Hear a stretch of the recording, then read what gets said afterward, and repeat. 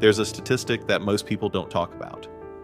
According to research on adult social behavior, nearly 1 in 4 adults says they feel deeply lonely. And yet, something strange is happening at the same time. More and more people are cutting others off intentionally, not because they have no one, but because they finally decided they've had enough. Think about it. You've probably done it yourself. You look at your phone, you see someone's name pop up, and instead of answering like you always used to, you pause. You stare at the screen for a second, and you think, you know what? Not today. Then you put the phone down, and something weird happens. The world doesn't collapse. The drama doesn't explode. In fact, things get quiet, peacefully quiet. And for the first time in a long time, you realize something. You're not lonely. You're relieved. But here's the real question most people never ask. When did you become that person? Because you weren't always like this. There was a time when you were the reliable one, the one people could call at 2 a.m. when their life was falling apart. The friend who always listened. The partner who tried to understand everyone. The family member who kept the peace when everyone else was arguing. You were the one who stayed calm when things got messy. You were the emotional shock absorber. Someone had a bad day. They called you. Someone had relationship drama. They vented to you. Someone needed advice. You were their therapist. And for a long time, you showed up every single time. But eventually you started noticing something.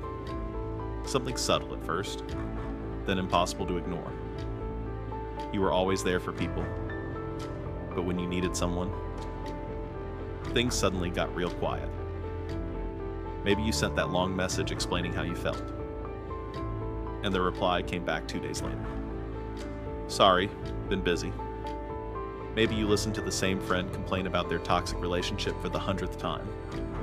Gave them real advice, watched them ignore it, then come back again next week with the exact same problem. At some point you started thinking, wait a minute, am I helping or am I just being used? And that thought is where everything starts to change. Because psychologists say something interesting happens when a person experiences repeated emotional drain. Your brain begins to adapt. Not emotionally, neurologically. Research in neuroscience shows that the brain is constantly scanning the environment for threats. Not just physical threats, emotional threats too. People who spend years dealing with unstable relationships, manipulation, or constant emotional chaos often develop something researchers call heightened threat detection. In simple terms, your brain becomes really good at reading people. You start noticing patterns others ignore. You notice the friend who only calls when they need something. You notice the family member who compliments you, but somehow always slips in a little insult. You notice the coworker who smiles to your face, then talks behind your back.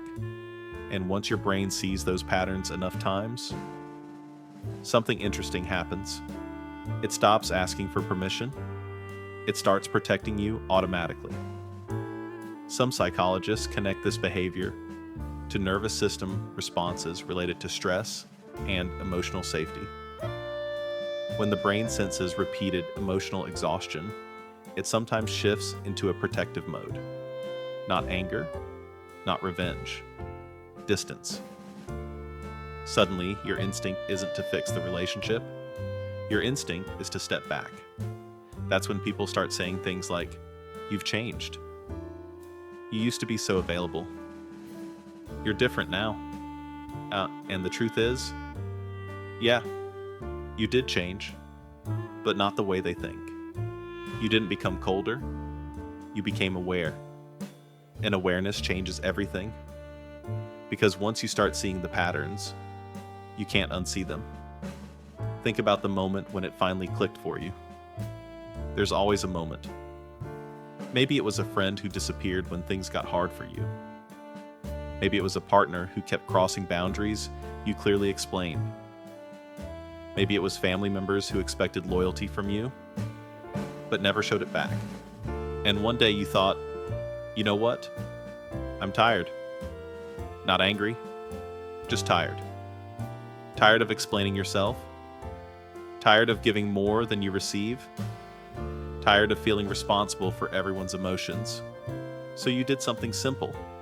You stepped back. And for some people in your life, that silence felt like betrayal. But for you, it felt like breathing again. Now here's where psychology makes an important distinction. There is a difference between isolation and boundaries. Isolation is when someone shuts everyone out because they believe connection is impossible. Boundaries are different. Boundaries are selective. They're not about keeping everyone away. They're about deciding who deserves access to you. And this is where childhood experiences often come into play. Psychologists have studied something called emotional hyper-awareness. It often develops in people who grew up in environments where emotions were unpredictable. Maybe you were the kid who could sense tension in the house before anyone said a word. Maybe you learned to read people's moods just by their facial expressions. Maybe you grew up in a home where keeping the peace was your unofficial job. Kids who grow up in environments like that often develop strong emotional intelligence. But that skill comes with a cost. Because when you spend years scanning the room for emotional danger, your brain becomes very, very good at detecting it, even in adulthood. Which means when someone shows signs of manipulation, dishonesty, or emotional instability, you spot it early, way earlier than most people. And when you've been burned enough times, your brain starts making a different calculation. Instead of asking, how do I fix this relationship? You start asking, is this relationship even worth fixing? That's when something shifts. Because walking away used to feel impossible. Now it feels necessary. And to people who don't understand your journey, it can look extreme. They might say things like, you're cutting people off too easily. You can't just walk away from everyone. But they don't see the years behind that decision. They don't see the hundreds of chances you gave, the conversations, the patience, the emotional energy. By the time someone like you walks away, that decision has usually been processing quietly for years. But here's the twist most people miss. People who protect their peace are not antisocial. They're not cold. They're not incapable of love. In fact, it's usually the opposite. These are often the most loyal people you'll ever meet. But their loyalty has a condition now: mutual respect. And once they realize that respect isn't there, they stop negotiating with reality. They stop trying to force people to change. They simply move on. Now, that doesn't mean life becomes lonely. In fact, many people discover something surprising. When you remove constant emotional chaos, your mind gets quieter, your thoughts get clearer, your energy comes back. Suddenly, you have time for things you forgot about. Your hobbies, your health, your goals, even the relationships that actually matter. And here's something fascinating discovered in long-term psychological research on happiness. What predicts well-being isn't the number of relationships someone has, it's the quality of those relationships. A small circle of people who genuinely support you is far more powerful than a large network of draining connections. So, the person who cut everyone off, they didn't really cut everyone off. They just stopped investing in the wrong people. And that difference matters. Because the people who truly belong in your life, they don't disappear when you create boundaries. They respect them. They don't punish you for needing space. They understand it. They don't gossip about you behind your back. They defend you when you're not in the room. Those are the people who stay. And interestingly, those relationships often become stronger after someone learns to protect their peace. Because now your energy isn't scattered everywhere. It's focused, intentional, real. So if you've ever wondered whether something is wrong with you for walking away from certain people, maybe the real question is different. Maybe the question isn't, why did you cut them off? Maybe the question is, why did it take you so long? Because sometimes the healthiest thing a person can do is stop trying to save relationships that were quietly draining them for years and start protecting the life they're trying to build. Not out of anger, not out of bitterness, but out of something much simpler. Self-respect. And when someone finally reaches that point, they don't announce it, they don't argue about it, they don't explain themselves to everyone, they just quietly step back and choose peace.